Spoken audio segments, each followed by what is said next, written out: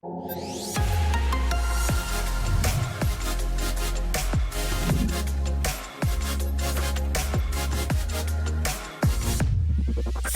a frente. Muy bien, qué bueno que está con nosotros, sintonizando TCS en esta mañana frente a frente. Les saluda Moisés Urbina. Estamos en el jueves 7 de abril del 2022. Buenos días, bienvenidos y gracias nuevamente por tomarse el tiempo para sintonizarnos esta mañana. Dos conversaciones este día, los primeros 45 minutos ya aquí en el estudio, el ingeniero Agustín Martínez. Él es el nuevo presidente del Comité Ejecutivo de la Asociación Nacional de la Empresa Privada, la ANEP. ¿Cómo está usted, señor? Buenos días. Bien, Moisés, muchas gracias. Gracias por invitarnos, siempre dispuestos a conversar con tu teleaudiencia. Gracias por acompañarnos esta mañana. El nuevo rol al frente de la ANEP, los retos, desafíos, economía, expectativas ante la coyuntura nacional y mundial que tiene el planeta. En una segunda parte, aproximadamente a las 7:15 de la mañana, estará el licenciado José Urbina, diputado de la Asamblea Legislativa por Nuevas Ideas, secretario de la Comisión de Salud. El tema, lógicamente, es el alcance y la finalidad de esta nueva ley o las reformas que se han hecho a la ley especial de trasplante de células, tejidos y órganos humanos, además del trabajo legislativo ante la realidad y los retos que vive El Salvador. Este es el menú que tenemos para este día, la invitación para que nos escriba a través de la red social de Twitter las interrogantes y preguntas que pudiese tener para nuestros invitados. Ingeniero, felicitaciones. Gracias, Moisés, gracias. Aquí estamos listos para hacerle frente a un reto bastante grande, desafiante, pero listo para representar al sector privado en todas sus instancias. Muy bien, una presidencia que va a ocupar por 2 años, tengo entendido, ¿verdad? Sí, 2 años. Muy bien. ¿Este era el momento del cambio de directiva o se ha adelantado dentro de los tiempos? No, estamos en los tiempos. De acuerdo a los estatutos, tenemos que hacer la Asamblea General en abril y estamos en los tiempos adecuados. Muy bien, ¿fueron renovados todos los cargos, señor? Sí, han habido algunos movimientos porque, por ejemplo, yo era el vicepresidente y ese cargo, al subir yo a la presidencia, lo tomará Eduardo Cader de la ASI. ¿Cómo no? Y así han habido algunos movimientos y algunas nuevas participaciones que nos acompañarán. ¿La directora ejecutiva quedó dentro? Sí, ella está. Hemos hecho, la idea es que haya alguna continuidad a final del año pasado hicimos un plan estratégico precisamente para buscar el fortalecimiento del sector, la unidad, y esa es la línea que vamos a mantener, además de conservar los principios y valores que nuestros estatutos nos mandan. Dentro del que usted me menciona, ¿cuál sería la visión de esta nueva junta directiva que usted preside? Nosotros, enmarcados en nuestros estatutos, es buscar la libertad de un sistema, la libertad de empresa, un sistema de libre emprendimiento donde todos tengamos la capacidad de desarrollarnos en un ambiente de democracia, de institucionalidad, de Estado de Derecho, para que todos progresemos en el país. ¿Menos confrontativo, señor? Pues cambian los estilos, Moisés. Tal vez cambiarán los estilos, pero la conservación del sistema de libre empresa siempre vamos a dar la batalla en las condiciones que se permitan dentro del marco legal, porque ese creemos que es la iniciativa que nos permite a los salvadoreños desarrollarnos. ¿Eventos como el ENADE se mantendrán? Se mantienen, de hecho, hemos formado un comité de negocios, ya no solo para un evento que hacíamos al año, sino una serie de actividades que van a mantener más proximidad a toda la actividad empresarial y el desarrollo de todo el sector. ¿Cuáles son los grandes desafíos que ve para usted y su junta directiva en este momento? Mira, los grandes desafíos nosotros nos estamos basando en 3 grandes objetivos, ¿verdad? Que es la unidad del sector empresarial en toda su magnitud y extensión en el país, la capacidad de emprender y fomentar el desarrollo a través de la generación de empleo y por supuesto mantener un diálogo constructivo con todos los demás actores de la sociedad y particularmente, y si se permite, pues con el gobierno. No, si se permite, con el gobierno.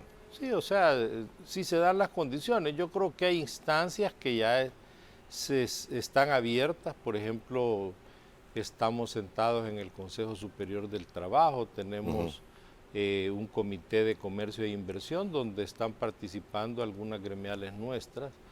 Yo soy parte de ese comité y ahí pues tenemos un diálogo abierto para esos temas específicos.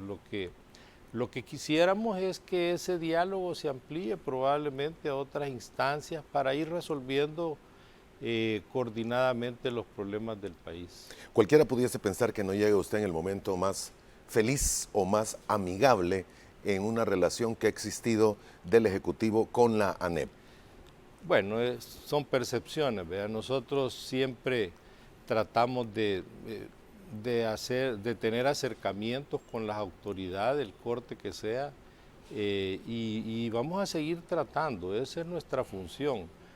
Además de fortalecer el entramado empresarial, siempre hemos buscado que haya esos acercamientos. Esperamos pues que con este cambio se dinamice un poco más y eso esperaríamos de parte del gobierno.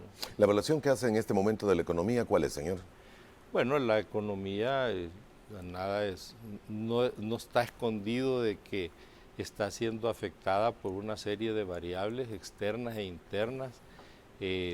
Venimos de crisis tras crisis, la pandemia, hoy hay una invasión a Ucrania que está afectando y moviendo en el mundo muchas problemáticas, ¿verdad?, generadas por el problema de logística, problema de abastecimiento de materias primas y que ya nos está golpeando. Y así como esto, pero vendrán otras. Nosotros, decía yo el otro día, que ya como salvadoreños estamos curtidos porque hemos venido de terremotos, de situaciones de guerra, de problemas ambientales complejos y que la única forma de resolverlos es integrándonos todos los salvadoreños y eso es lo que tenemos que buscar. Han sido tomadas medidas por parte del Estado, la fijación de los precios de los combustibles y también las restantes 12 medidas para aliviar un tanto el efecto de la invasión de Rusia a Ucrania, traducido en niveles de inflación que no se veían en este país ni en el mundo. No es exclusivo de nuestro país, niveles de inflación bastante altos, una economía que algunos aseguran está en un momento no mortal, pero sí frágil y delicado por la serie de compromisos fiscales que tiene el Estado para los próximos meses. Sí, mira, si uno analiza las cifras económicas, realmente la pandemia, los salvadoreños y los empresarios en particular la hemos aprovechado, porque esa caída que se tuvo a nivel de decrecer el 8% y después subir al 10 y pico, creo que ha sido producto del esfuerzo de todos los salvadoreños y especialmente de los empresarios que han aprovechado oportunidades que en el mundo se han abierto. Por ejemplo, con toda la problemática que tuvo el gobierno o Estados Unidos con China, creo que han habido empresarios que han aprovechado bastante eso y eso nos ha permitido un mayor crecimiento en las exportaciones. Y por otras razones, esa y otras razones también ha habido un incremento en la contribución al fisco. ¿Verdad? Si tú generas más actividad económica, claro, vas a generar más impuestos. Y por otro lado, las remesas que también han tenido incrementos sustanciales y eso ha aliviado bastante el impacto. El problema que vemos ahorita y es la coyuntura en que vamos a entrar es que estamos volviendo a niveles de crecimiento similares a los que teníamos antes, previo a la pandemia. Así que por eso es que tenemos que prepararnos, por eso es que tenemos que trabajar entre todos los salvadoreños y particularmente en las instancias del gobierno que permitan que esos problemas se minimicen. Hay varias líneas de pensamiento en esto, ingeniero, se las traslado para ver qué comentario nos tiene usted.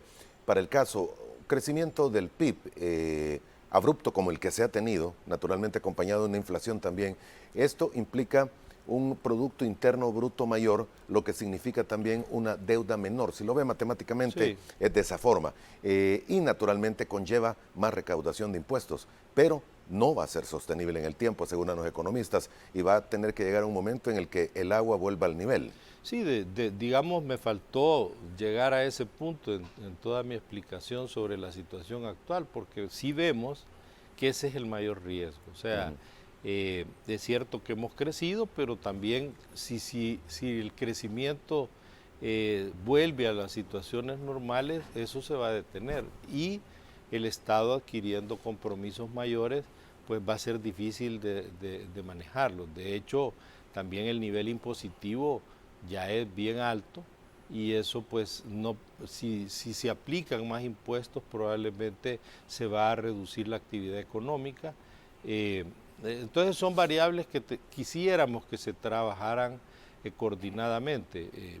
En el pasado, y te puedo dar ejemplos, por ejemplo cuando llegó el presidente Funes, hicimos propuestas de que nos sentáramos para hacer un pacto fiscal, pero definitivamente muchas veces los gobiernos prefieren tener unas iniciativas propias de manejar los impuestos como ellos mejor lo perfilan, pero no necesariamente a veces se tiene el efecto deseado porque también puede restringir la inversión en el país. Así que es, digamos, gran parte del trabajo que nosotros hacemos, promover la inversión entre nosotros, las sinergias entre las diferentes cadenas de producción y comercio, para que el país crezca. Para mí ahí es donde está el detalle por el nivel de endeudamiento que se ha venido acumulando en el tiempo.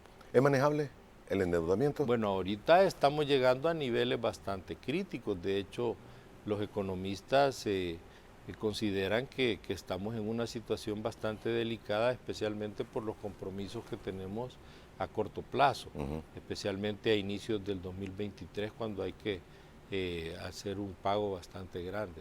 Además hay que honrarle el pago de letes y setes que se tienen que hacer este año también. Exactamente, exactamente. Y fuera de ello también el déficit y el hueco fiscal que se tenía en el presupuesto. Y fíjate que si uno analiza, vaya, estamos volviendo, decimos, a condiciones normales.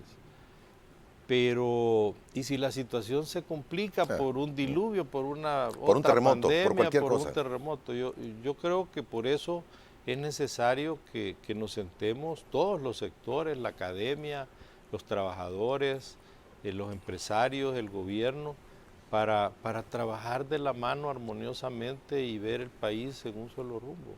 ¿Le da el visto bueno, o podría ser la palabra, le da la bendición, la NEP, las medidas que ha tomado fiscales el gobierno en los últimos días? Yo creo que hay medidas económicas más que fiscales. Hay algunas y hay matices. Definitivamente cualquier esfuerzo que se haga para mitigar el efecto en la población es loable. O sea, es importante considerarlo.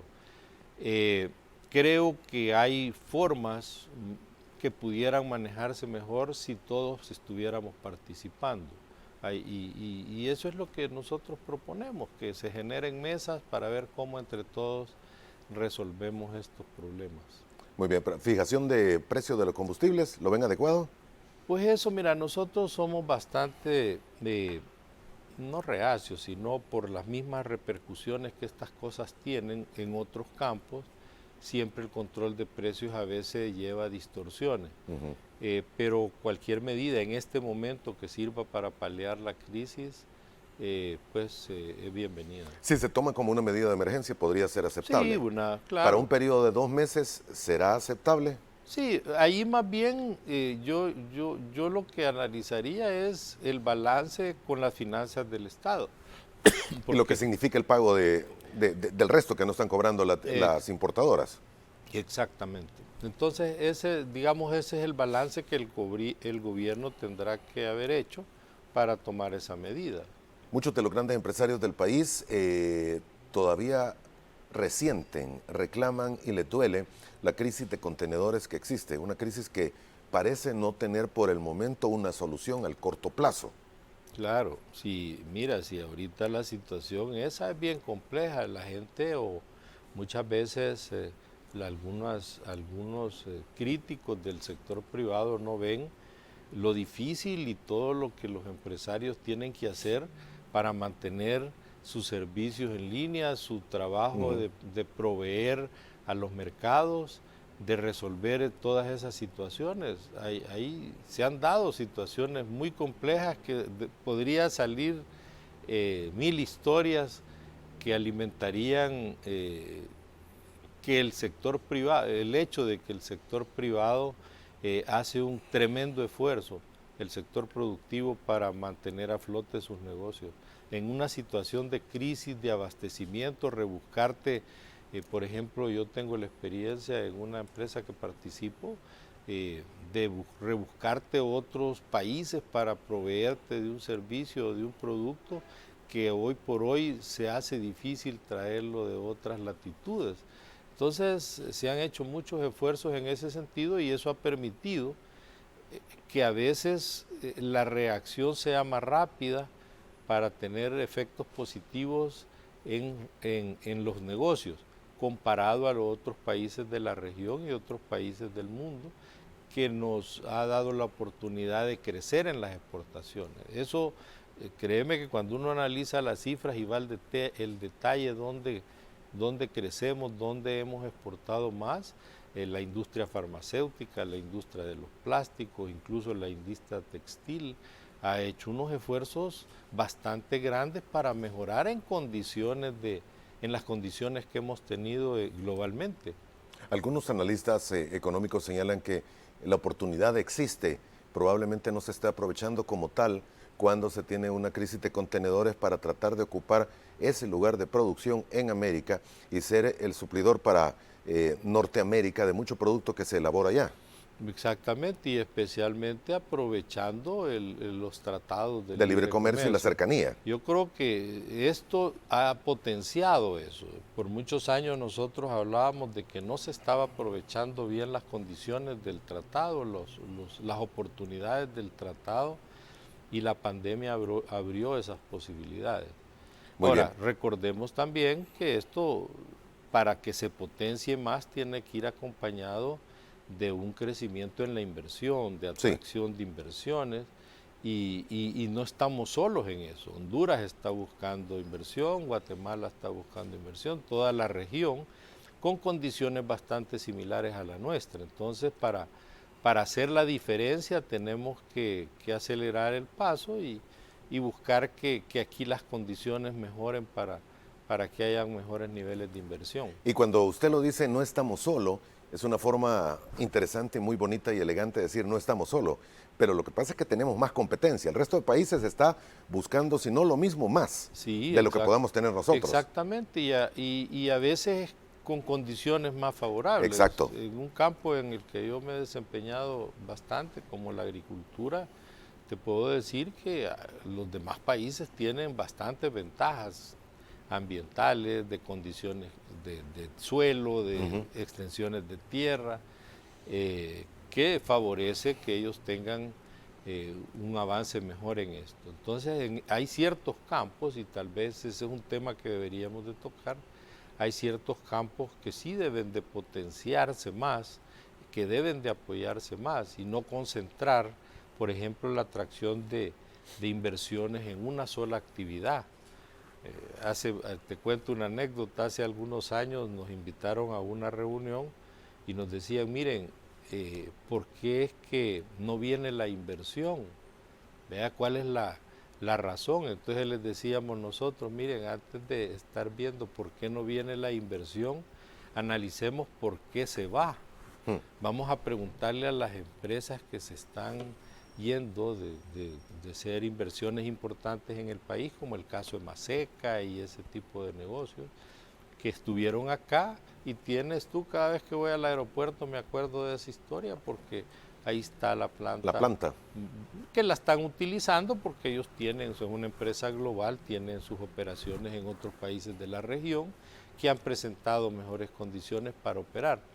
Entonces, ese es el tema, cómo atraer más esa inversión y evitar que la que está se vaya. Cómo atraer y mantener a los que ya están. Mucho más importante, apostarle a los que ya estamos aquí, pequeños, medianos empresarios. Y ahí es donde queremos concentrar el trabajo de ANEP. Creemos que nosotros podemos generar esas sinergias internas, activarlas para que las cadenas de producción funcionen mejor y de abastecimiento funcionen mejor. Señor, Natalia Amaya nos escribe a través de Twitter y nos dice: buenos días, ingeniero, quisiera preguntarle a su invitado qué piensa de las medidas que se han tomado contra las pandillas, qué impacto tendrá en Agremial. Mira, ese es un tema bastante complejo, que no es nuevo, se han utilizado fórmulas similares en el pasado. Yo creo que toda la población se alegra de que se esté combatiendo. A veces la línea delicada está en que cuando se toman este tipo de acciones, es bien delicada la línea donde podés entrar en abusos o arbitrariedades en el mismo refuego. No es fácil estar operando contra estos grupos y hay que hacerlo de manera contundente, pero a veces con mucho cuidado, y eso no es fácil manejarlo y entendemos. Además que sí, la legislación que se monta para que eso suceda, para que tener efectividad, hay que ver si va a ser efectiva y eficiente en el largo plazo, porque digamos un estado de excepción que dure mucho tiempo también hay que valorarlo, porque siempre hemos hecho propuestas más integrales nosotros. De hecho, un ENADE fue dedicado solo al tema de seguridad.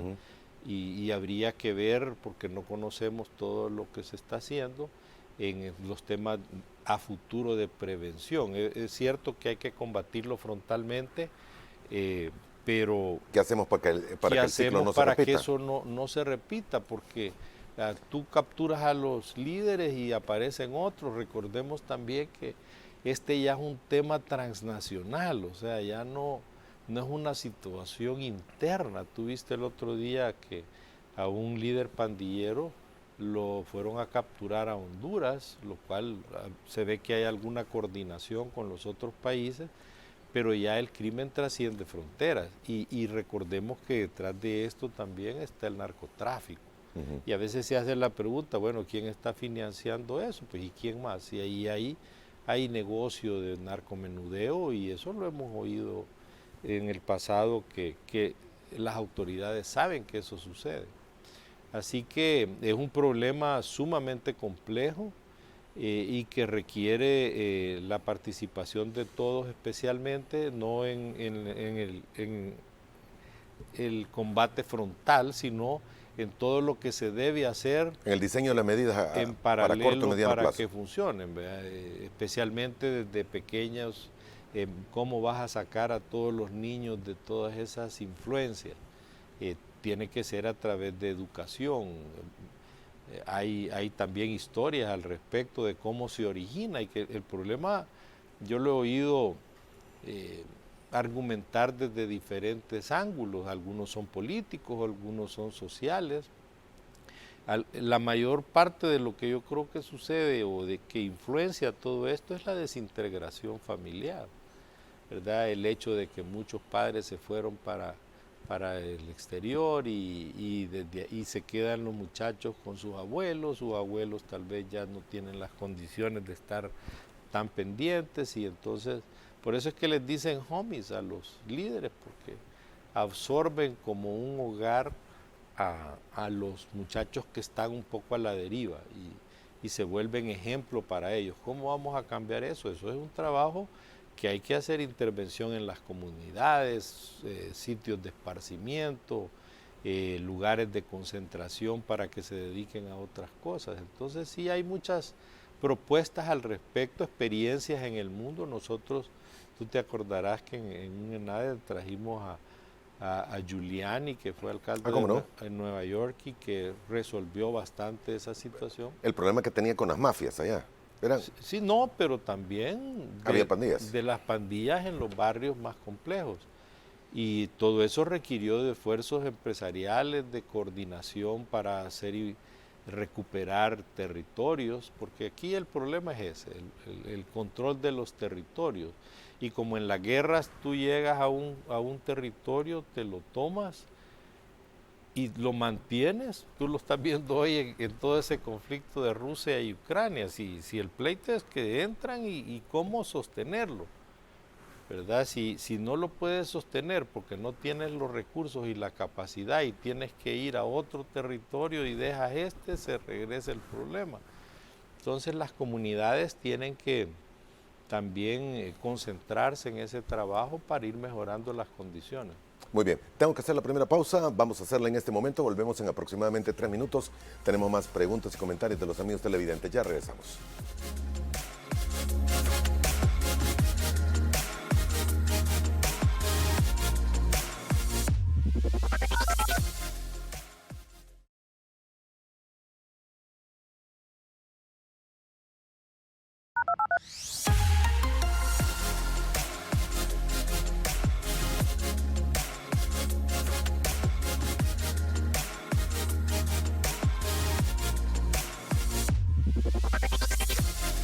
Bien, gracias por continuar con nosotros. El ingeniero Agustín Martínez, nuevo presidente del Comité Ejecutivo de la Asociación Nacional de la Empresa Privada ANEP para el periodo 2022-2024, nuestro invitado en esta primera parte de Frente a Frente. La pregunta ya se la hice, pero vuelve a resurgir y por respeto a los amigos televidentes que nos sintonizan y se toman el tiempo de escribir, dice Ernesto Enríquez, buenos días, mi pregunta es, ¿el nuevo presidente de la ANEP cambiará el manejo y discurso confrontativo del anterior presidente?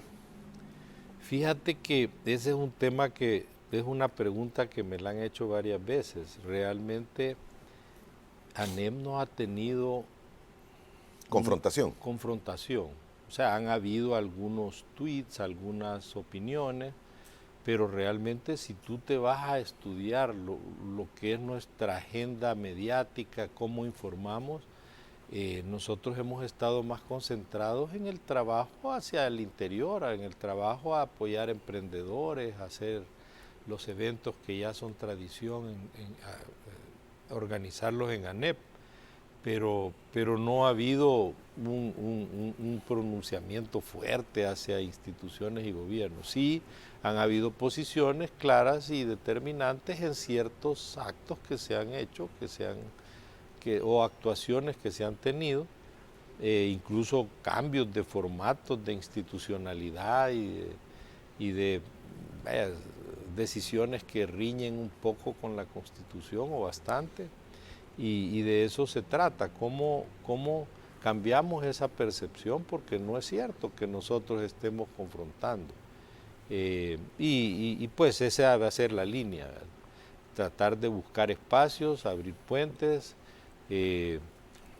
Nosotros siempre lo hemos dicho también, vamos a estar ahí resolviendo o apoyando a resolver problemas en la medida que así lo tengan a bien otros actores. Y sin embargo, si también no nos toman en cuenta, pues nosotros seguimos en nuestra labor, porque creemos importante la coordinación gremial para muchas cosas que apoyan el desarrollo del país, para toda la gestión empresarial. Hay temas transversales que tenemos que trabajarlos coordinadamente.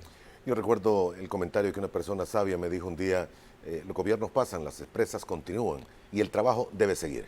Sí, exactamente. Sí, ese es el corazón de todo nuestro accionar, que exista un Estado de Derecho, libertad de emprender, de desarrollarse, y nuestra función principal es la generación de empleo, y esa generación de empleo la vas a incrementar en la medida que se invierte, y para que se invierta tienen que existir las condiciones adecuadas. Nosotros, porque ya como tú decías, estamos curtidos y a pesar de todas las situaciones y los que hemos decidido quedarnos a vivir y apostarle al país y trabajar por un mejor país, lo vamos a seguir haciendo, independientemente de las condiciones, independientemente de los gobiernos. Muy bien. Joaquín Calderón nos dice, y tiene que ver en el mismo sentido de la pregunta anterior, ¿qué tipo de relación llevará la ANEP con el gobierno actual ahora que usted es presidente? Pues yo te digo, yo no tengo mala relación con ningún funcionario, al contrario, siempre he estado abierto y cuando se me ha buscado ahí he estado. Nosotros vamos a hacer gestiones, por supuesto, para que haya una mejor comunicación. Y de eso es quizás uno de los primeros esfuerzos que vamos a tratar de hacer. Ayer tuve comunicación con algunos funcionarios, con lo que por la misma gestión ya tenemos relación y hablamos de estrechar relaciones, de tener convergencia en el manejo de varios temas y ver hacia adelante juntos, pues porque como hablábamos al inicio, ya las condiciones normales prepandemia están volviendo, pero ¿y si se nos complican más? Estamos viendo, ya hablamos del tema de endeudamiento, que puede generar problemas de flujos para pago de planillas del Estado, etcétera, etcétera. Entonces hay que andarle rápido, porque además el mundo va caminando. Exacto. El mundo y si no nos deja el tren también. Así es, el mundo no para y tenemos que aprovechar las oportunidades que se abren a pesar de las crisis. Ingeniero Roberto Ochoa nos dice, y es casi en el sentido que usted nos da esta última reflexión: Moisés, buenos días, y a tu invitado. El anterior presidente se levantó de la mesa de diálogo que tenía el gobierno con la gremial porque su función era más política que de trabajo empresarial. ¿Usted está dispuesto a sentarse con ellos? Claro, sí, nosotros siempre hemos estado dispuestos y la verdad... ¿Había una mesa de diálogo antes? ¿Hubo? Mira, sí han habido para ciertos temas. Digamos, la transición de ANEP con el presidente anterior y el comité directivo anterior se dio en el momento en que la pandemia entraba con toda la fuerza. Y entonces eso generó algunos malos entendidos y probablemente eso generó distanciamiento en ese tema. Pero no, si hay que seguir, independientemente de lo que haya pasado y las justificaciones que se quieran dar de uno u otro lado, nosotros tenemos que seguir batallando porque el país crezca, se desarrolle y que la gente tenga acceso al empleo. Muy bien, tiene una serie de retos el país. Terminar de estabilizar la economía, lograr un crecimiento sostenido arriba de los históricos 2 puntos porcentuales que ha mantenido el PIB en su crecimiento, combatir ahora la inflación, mantenerse, y creo que El Salvador, de alguna forma, nadie lo puede negar, la pandemia se manejó correctamente. ¿Concuerda usted?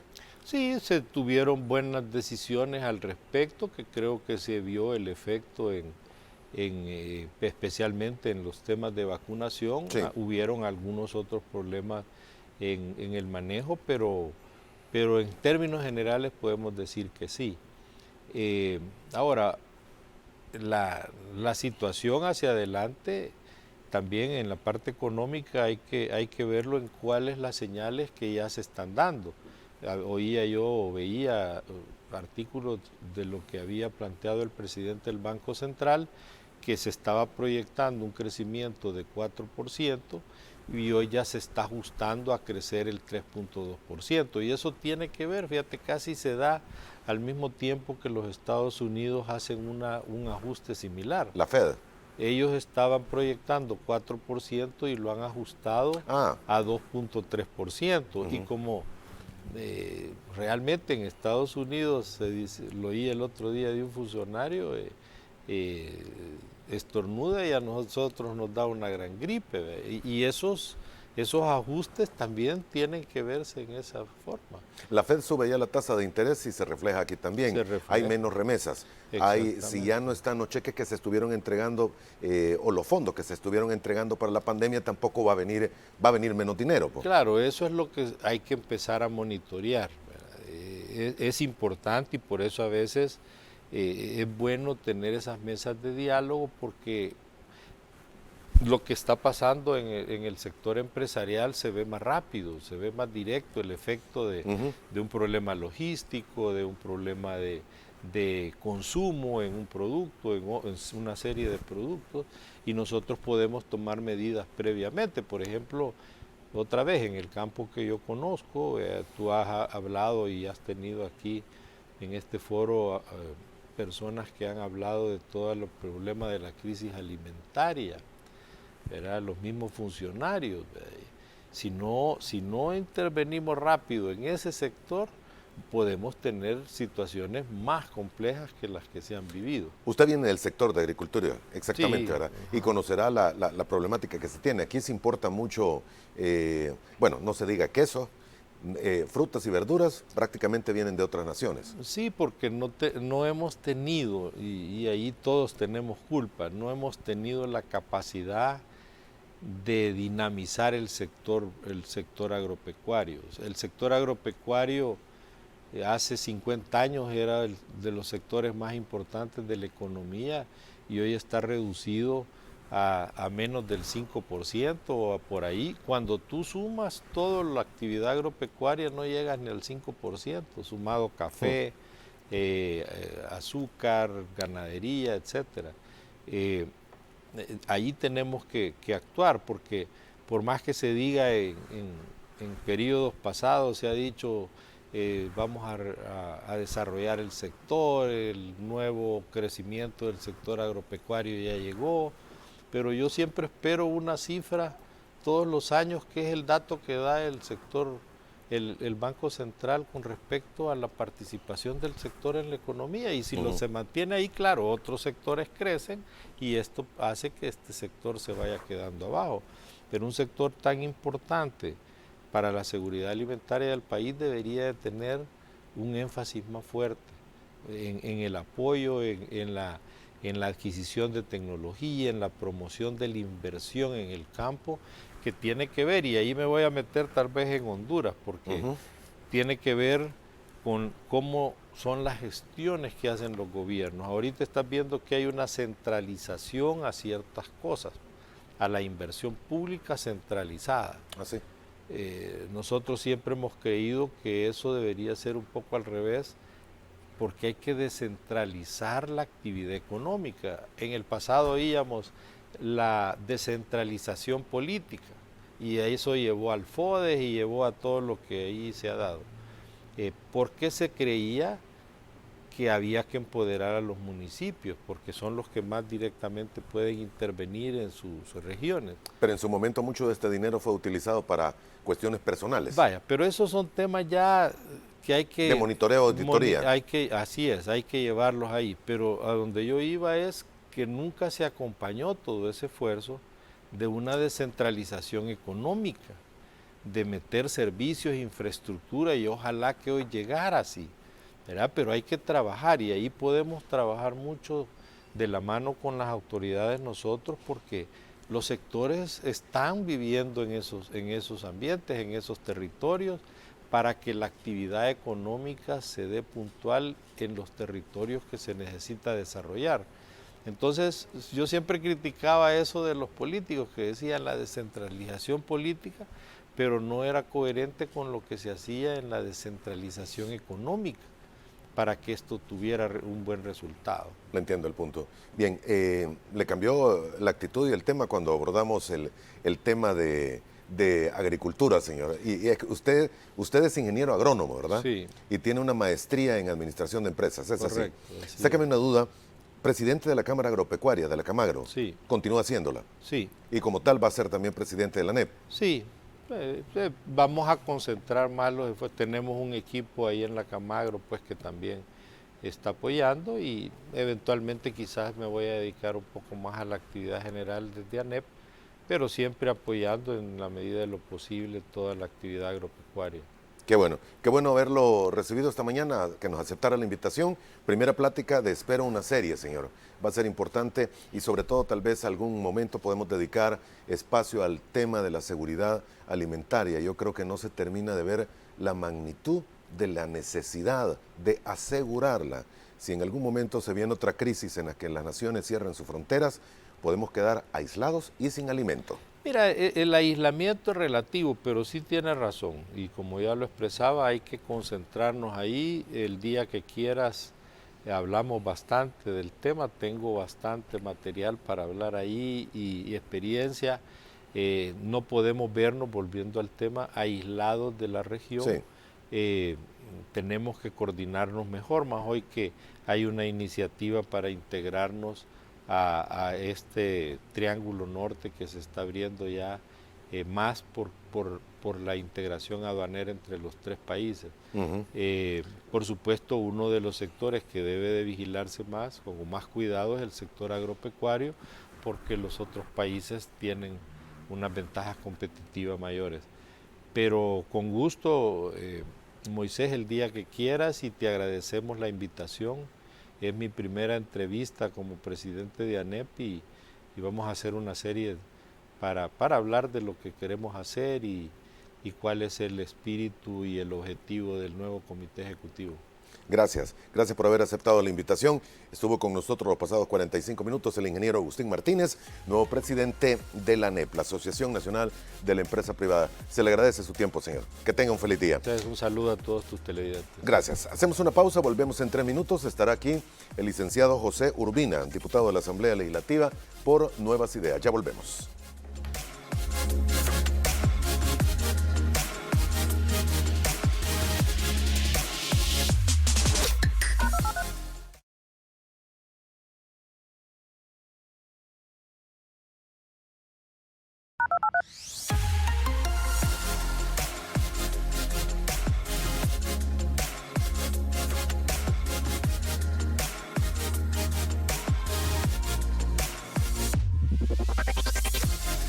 Gracias por continuar con nosotros. Segunda parte de Frente a Frente en este día jueves. El licenciado José Urbina, diputado de la Asamblea Legislativa por Nuevas Ideas. ¿Cómo está usted, diputado? Buenos días, bienvenido. Muchas gracias, Moisés. Buenos días a la población salvadoreña que está siempre pendiente de esta importante entrevista, y siempre es un gusto informar de lo que estamos haciendo en la nueva Asamblea Legislativa.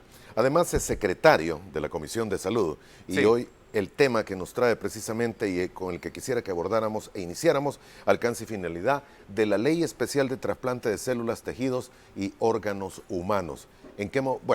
Hemos visto lo que sucedió, son reformas a una ley que existía, pero que pareciese no tener los suficientes dientes ni brazos. ¿Me equivoco? Sí. Bueno, es una nueva ley, Moisés, en relación a lo que había. Se ha creado una nueva ley. Lo que hemos hecho nosotros es un acto de justicia porque derribamos una barrera de acceso a los pacientes que necesitan un trasplante, pero que el sistema de salud no les daba esa posibilidad. Hoy sí se les garantiza este derecho, y no estamos hablando de poca población, estamos hablando de miles de pacientes que a lo largo de la historia el sistema de salud no les ha podido resolver un problema tan complejo, tan difícil, que no solamente afecta a un individuo. Este es un problema que afecta a toda la familia, a la comunidad, a la sociedad en general, porque esta persona que necesita un trasplante es dependiente económicamente de la familia y necesita la atención de la familia para poder estar llegando a los hospitales a hacerse las diálisis, las hemodiálisis, y es algo irreversible. Y la única posibilidad que esta persona tiene para poder recuperar las funciones normales de su vida es un trasplante, y eso es lo que hemos asegurado con esta ley. ¿Cómo se asegura? ¿Cómo va a quedar asegurado? Sí, bueno, primero explicarles cómo se construye la ley, que esta es una característica fundamental entre lo que había y lo que nosotros hicimos. Primero, construimos un instrumento jurídico que ha tenido la participación importante de los pacientes. Escuchamos la voz de los pacientes dentro de la Comisión de Salud, y ahí nos expresaron la necesidad de dos cosas. Uno, que se garantice los medicamentos inmunosupresores que necesita un paciente trasplantado. ¿Por qué razón? Si un paciente que ya recibió un riñón no se le garantiza el medicamento que va a necesitar durante toda su vida, el cuerpo puede rechazar este órgano, y lo más seguro es que regrese a la etapa de nuevo de diálisis o hemodiálisis. O muere en pocos días. O muere en pocos días. Esto ya pasó antes. Hay 2 testimonios de pacientes que durante los gobiernos del FMLN les hicieron trasplante en el Hospital Rosales y resulta que no les aseguraron los medicamentos. Estos pacientes, de nada sirvió el trasplante, sometieron a todo este proceso difícil a su familia, al donador también, y resulta que no les dieron los medicamentos. Entonces los pacientes tuvieron que regresar a la fase de diálisis. Eso es lo que se asegura con la ley. Se crea un Consejo Salvadoreño de Trasplante. ¿En qué va a consistir esto? Es un árbitro técnico administrativo, bueno, tiene autonomía técnica administrativa, que lo que va a hacer es asegurar en El Salvador la vigilancia, la inspección, fiscalización de toda la actividad de trasplante en la República de El Salvador. Este árbitro no se tiene actualmente. Para ponerlo en estos términos, en El Salvador se pudo haber hecho durante muchos años trasplante de manera ilegal, tráfico de órganos, turismo de trasplante. Esto es real. La directora del Seguro Social puso un aviso a la Fiscalía porque se estaban importando córneas de manera ilegal.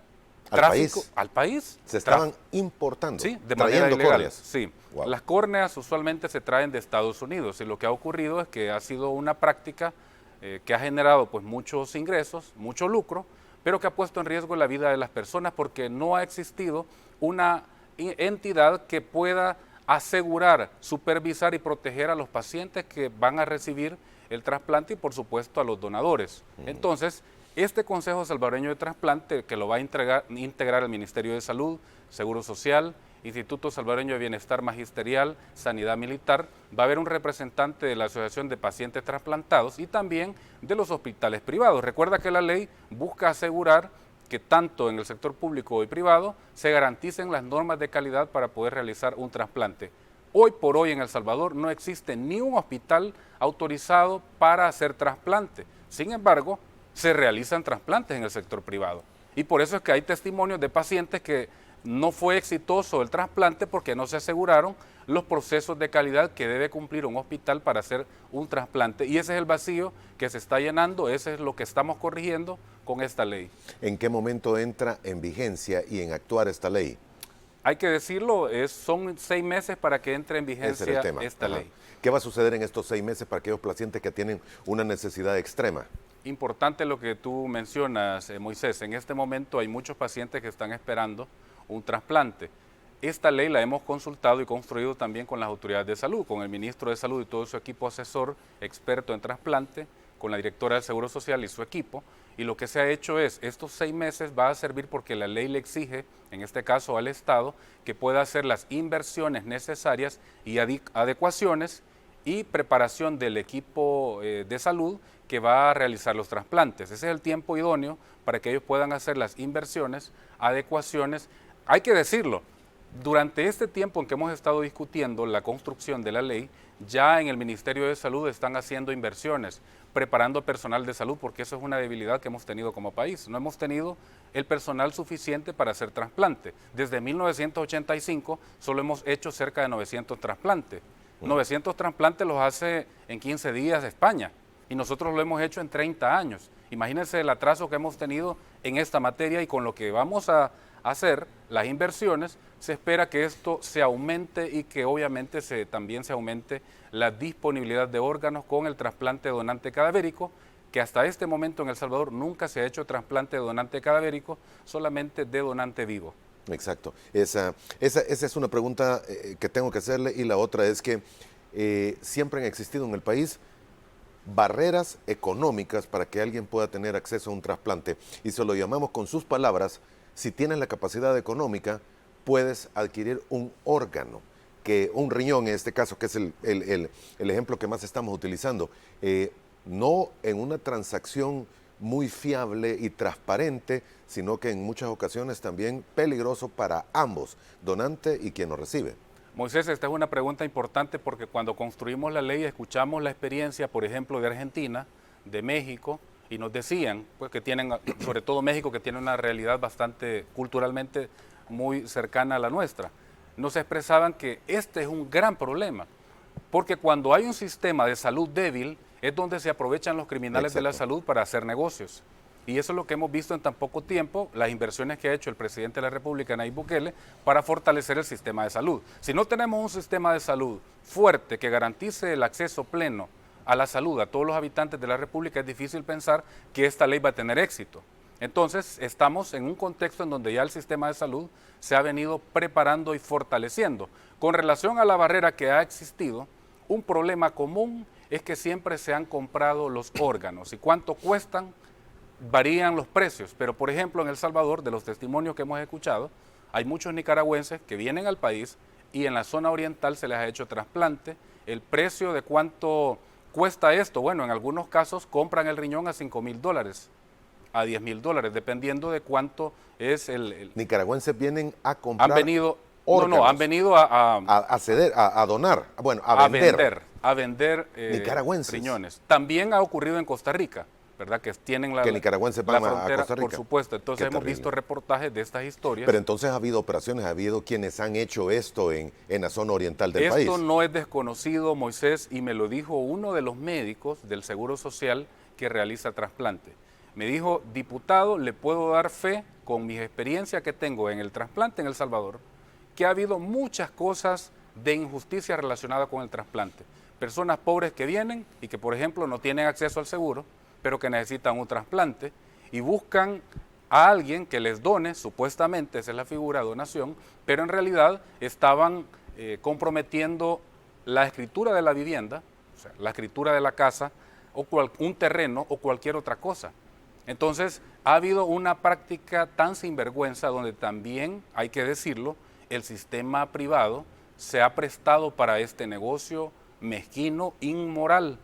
Y por supuesto que ha sido una barrera económica. Si un trasplante cuesta $20,000, $25,000, es difícil pensar que una familia pobre va a tener acceso a estos recursos. Está condenado a morir, porque una persona que ya tiene indicación médica para un trasplante tiene un daño irreversible en sus órganos y por lo tanto necesita solamente el trasplante para poder comprar más tiempo de vida. Y voy a poner un ejemplo para que entendamos en términos económicos qué significa cambiarle la vida a una persona que necesita un trasplante. En este momento, una persona que necesita trasplante al Estado le cuesta, digamos alguien que está en etapa de hemodiálisis, le cuesta $20,000 al Estado sostener la vida de esta persona. ¿20,000 qué, mensuales o anuales? No, $20,000 anuales. Estamos hablando que en 10 años esta persona le cuesta al Estado $200,000. Pero si le hacemos el trasplante, en 10 años el Estado solamente va a gastar $60,000.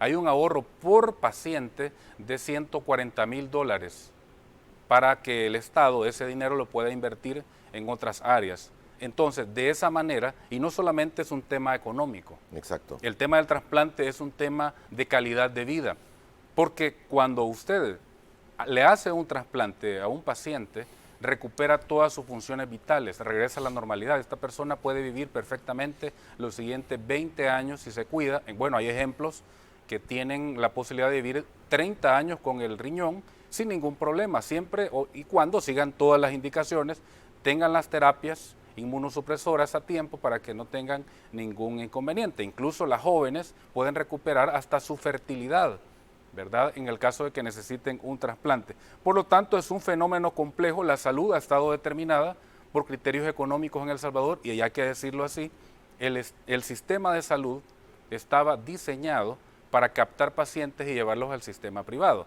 Imagínense lo difícil que ha sido para los pacientes con insuficiencia renal crónica que ni siquiera han tenido acceso a una diálisis o hemodiálisis. Cuando aprobamos la ley, incluso uno de los técnicos de la Asamblea se me acercó y me dijo, mire diputado, resulta que mi mamá está en etapa de diálisis y lamentablemente nosotros hemos tenido que costearle en el sistema privado porque el sistema público no ha sido capaz ni siquiera de darle esta terapia. Algo que sí ya está pasando en este momento y hay que decirlo. Ya el sistema de salud está preparando áreas específicas para pacientes renales. Igualmente las inversiones que va a hacer el Seguro Social. De tal manera que se le está dando acceso a la salud a pacientes que nunca pensaron que el Estado les iba a resolver este problema. Habían perdido las esperanzas, habían perdido la fe. He hablado con madres que tienen niños que tienen insuficiencia renal en el Hospital Bloom y que han sufrido por mucho tiempo este tipo de situaciones y que nunca pensaron que iba a haber una ley, porque hay que decirlo, no solamente se trata de que tengamos una buena ley, se trata de que ya el sistema de salud ha venido fortaleciéndose a pesar de la pandemia para poder hacer que esta ley tenga viabilidad y sea funcional en el corto tiempo para que podamos comenzar a salvar más vidas. Exacto. Ahí la ley tiene su nombre específico y primero, terminando de ver el Consejo Salvadoreño de Trasplantes. Esto va a permitir tener, va a generar la posibilidad de tener un banco de órganos para aquellos que en algún momento hemos dicho en nuestro DUI o legalmente, sí, permito el trasplante de mis órganos en caso que suceda una muerte mía. Ahí es donde se va a operar a través de este consejo. Sí, una de las funciones, bueno, voy a hablar de las funciones principales de este Consejo Salvadoreño de Trasplante que nos han estado preguntando, Moisés, y es importante lo que tú preguntas. El Consejo Salvadoreño de Trasplante será el responsable de crear el Registro Nacional de Donantes y Receptores, algo que no existe en El Salvador. Sí, no hay. Bueno, se supone que en la base del DUI está todo el mundo que ha dicho sí. Sí, y hasta este momento, de acuerdo a los datos, hay alrededor de 500,000 de salvadoreños que han expresado en su DUI que quieren ser donantes. Pues no es una mala cifra. realmente. No, no es malo. ¿Verdad? Y yo quiero expresarlo aquí públicamente. Yo sí he expresado mi deseo de donar mis órganos también, ¿verdad? En el momento que fallezca, porque es importante decirlo. Esta es una cultura que se debe de crear. Todos podemos salvar vidas. Una persona fallecida, un donante fallecido puede salvar hasta 8 vidas. Entonces, regresando con el tema, autorizar, una de las funciones también va a ser elaborar el registro único de compatibilidad de trasplante de órganos, tejidos y células para pacientes adultos y pediátricos. Lo que había en la anterior ley era una lista de espera.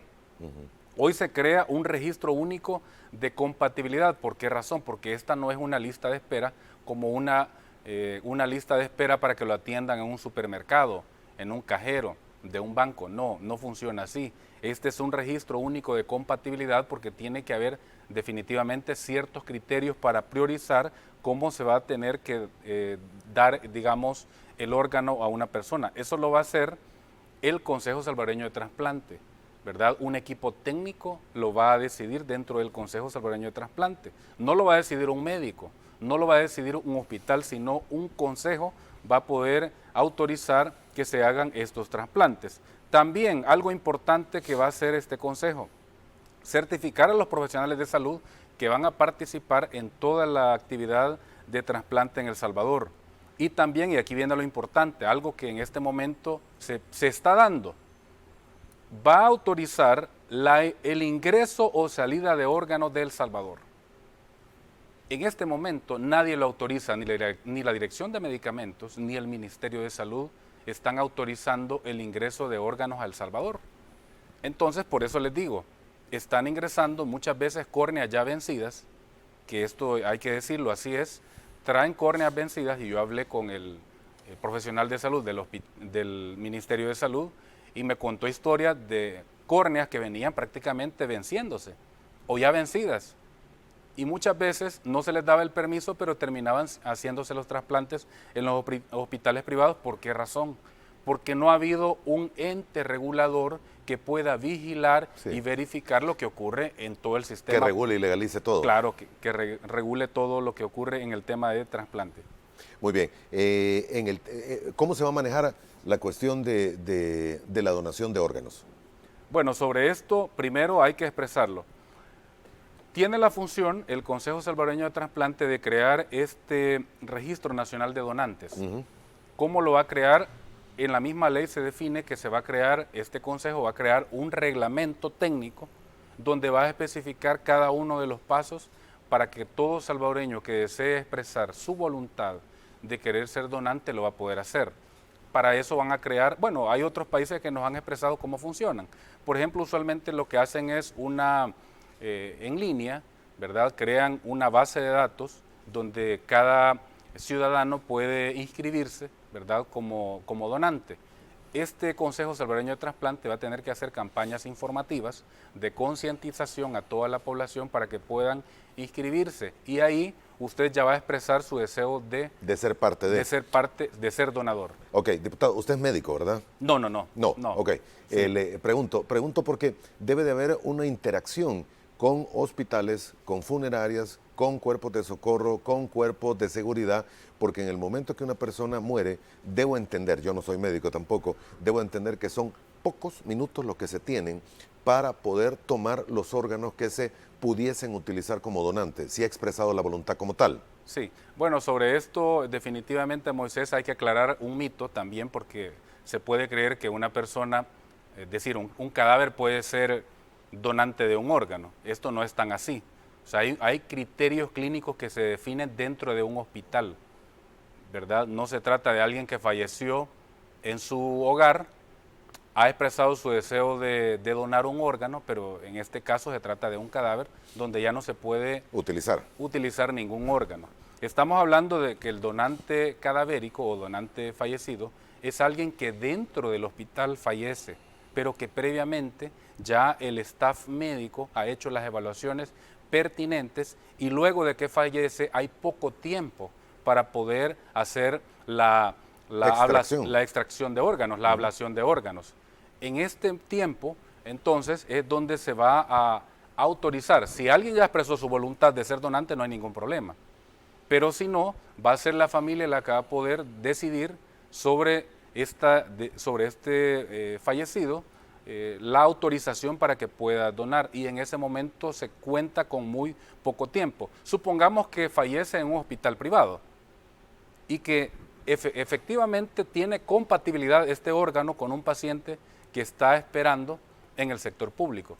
En ese tiempo pueden extraer los órganos, y tú lo dices, por eso es que dentro de quienes conforman el Consejo se ha integrado también Comando de Sanidad Militar, y además dentro del protocolo de entendimiento va a participar la Policía Nacional Civil, la Fuerza Armada, ¿verdad? Todos los cuerpos necesarios que permitan el transporte adecuado, porque también eso lo va a hacer el Consejo Salvadoreño de Trasplante. O sea, estamos hablando de un transporte especial que tiene que cumplir con ciertos criterios técnicos para poder hacer el trasplante del hospital privado al hospital público, o de una zona, digamos, oriental a la capital o viceversa.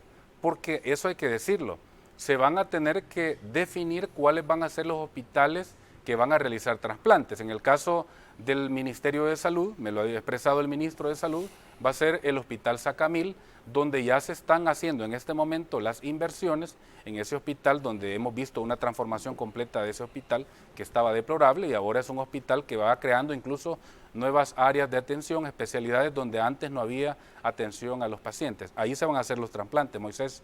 Y en el caso del Seguro Social, en el MQ, que se va a reforzar también y se va a ampliar esta área para poder hacer trasplantes. Ahora, la lista de donadores la va a manejar el banco de datos, lo va a manejar el Consejo Salvadoreño de Trasplantes. Sí. Y quienes necesitan un órgano, tejido o célula, ¿quién lo va a manejar? ¿También el Consejo? Sí, por eso se llama Registro Único de Compatibilidad.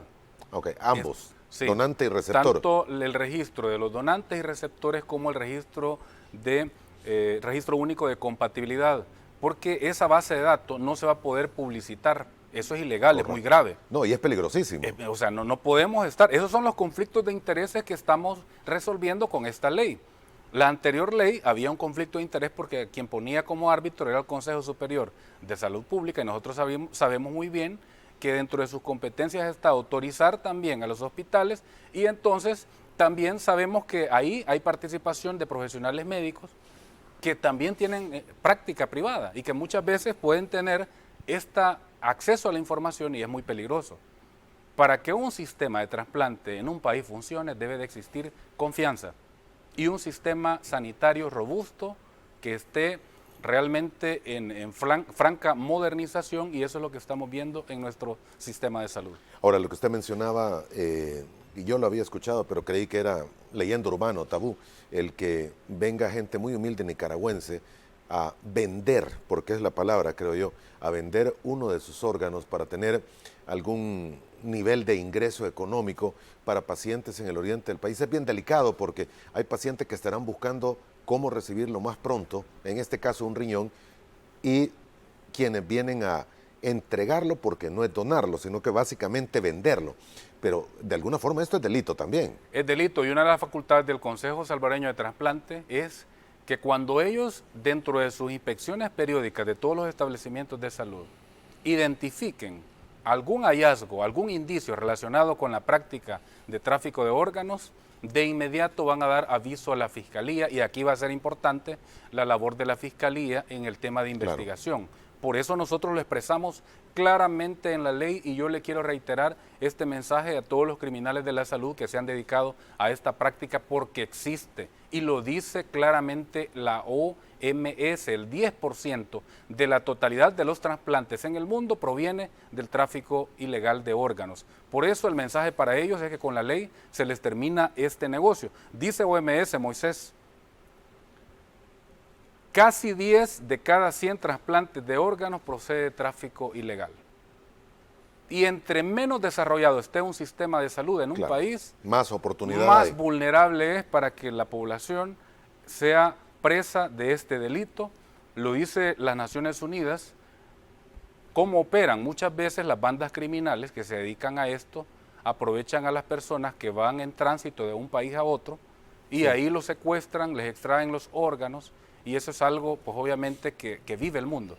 Es una práctica difícil, Pero como El Salvador, nosotros estamos haciendo justicia y cerrándole las puertas al tráfico de órganos y quitando esa barrera que existía para que los pacientes más olvidados, en este caso los pacientes con insuficiencia renal crónica que necesitan trasplante, ahora el Estado sí los proteja.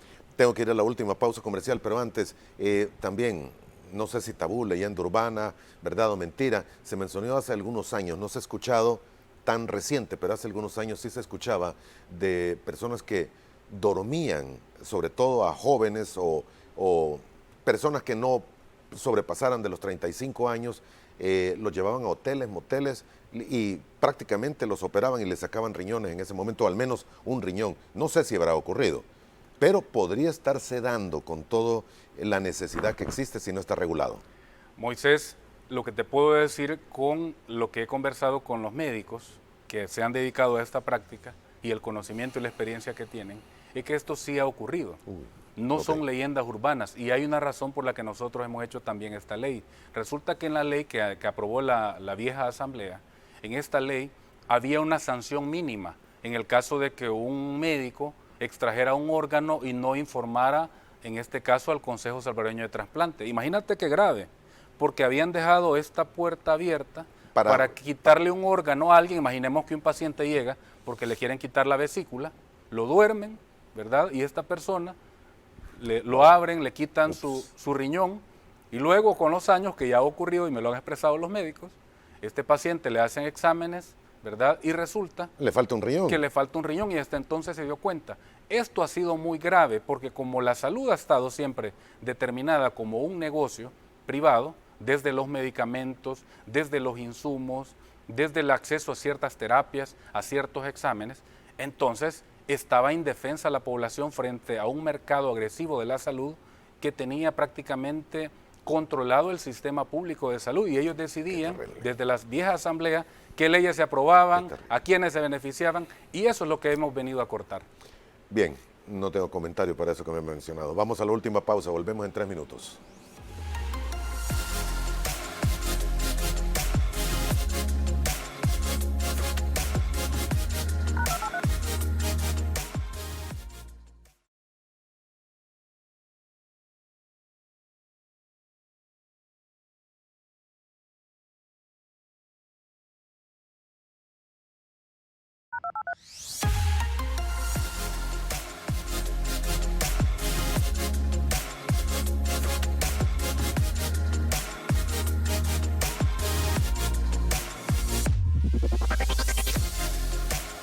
Muy bien, gracias por continuar con nosotros. Parte final de nuestro programa esta mañana en Frente a Frente. Hemos estado conversando con el diputado José Urbina, diputado de la Asamblea Legislativa por Nuevas Ideas.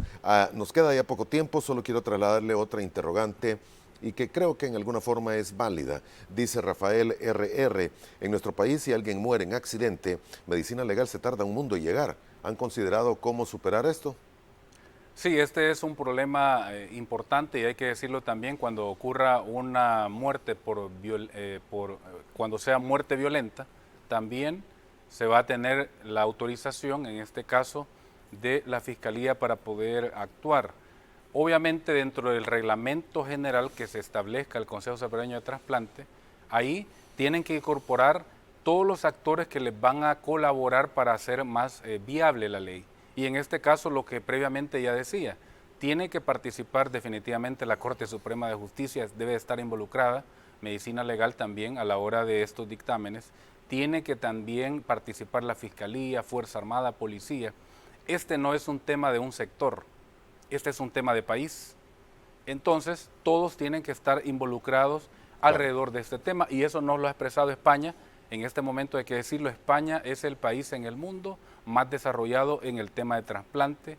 Ellos tienen la ciencia médica mucho más avanzada y en el caso de ellos han logrado hasta niveles tasa cero, al punto de que llegan en algún momento en donde en ciertos trasplantes ellos mantienen, digamos, la tasa cero, ¿verdad? Han logrado la satisfacción plena de todos los trasplantes. Por supuesto que hay una cultura de donación. Y yo quisiera centrarme en eso. La cultura de donación de órganos es importante porque usted puede salvar hasta 8 vidas si expresa su deseo de ser un donante. Es que se habla solamente de trasplante de riñón, pero puede haber de otros órganos. En El Salvador solamente se ha hecho trasplante de riñón, ¿verdad? Cerca de 900 trasplantes desde 1985, pero no hemos hecho todavía trasplante de otros órganos. La ley establece una gradualidad para el funcionamiento pleno. ¿Qué significa esto? Que se va a ir desarrollando la capacidad instalada de nuestro sistema sanitario para que así podamos ser capaces de hacer otros trasplantes. Por supuesto que tenemos ya profesionales que están listos para trabajar en esta ley y poder aplicarla. Les voy a poner un ejemplo. Tenemos ya experto en trasplante de hígado, tenemos experto en trasplante de corazón, pero nunca en El Salvador se ha hecho un trasplante distinto al de riñón. Eso lo vamos a ver en El Salvador también en el corto y mediano tiempo, que podamos salvar vidas también de pacientes que esperan trasplante de corazón, trasplante de hígado, trasplante de intestino, trasplante de pulmón. Son trasplantes que cada uno tiene su propia complejidad, pero lo que se busca es poder darle esta alternativa a pacientes que nunca han tenido la esperanza de tener un trasplante. Muy bien, me queda minuto y medio. ¿Qué podríamos haber tomado de lección de lo que ha sucedido con la pandemia, lo que este momento estamos viviendo 2 años después de que iniciara? Si se invierte en la salud, se puede salir adelante. La OMS, cuando comenzó la pandemia, recomendó a los estados, hagan las inversiones necesarias para proteger a sus pueblos.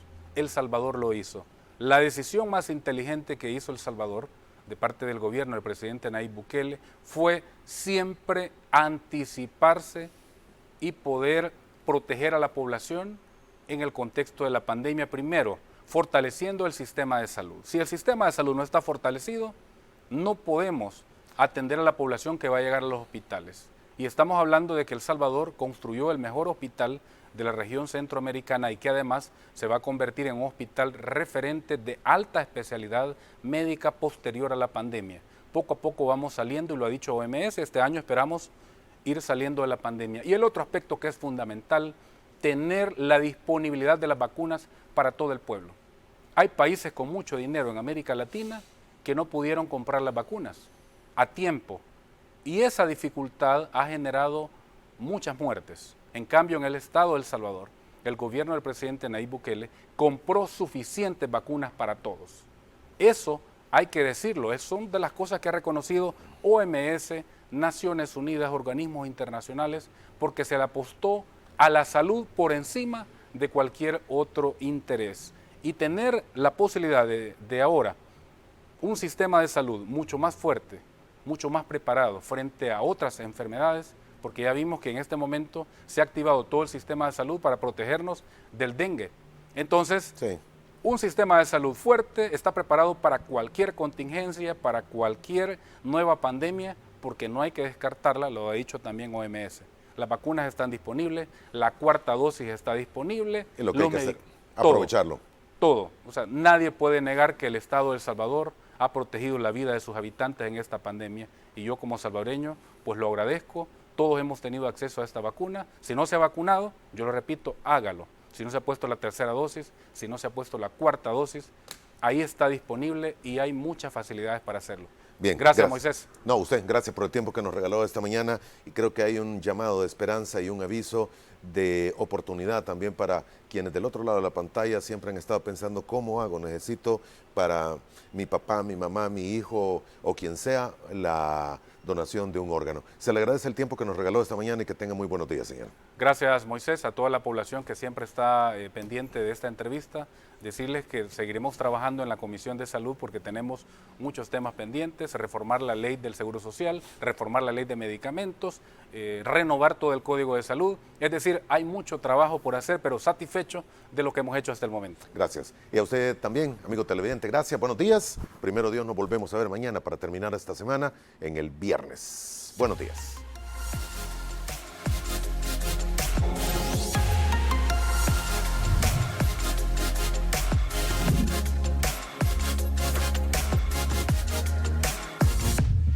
Frente a frente.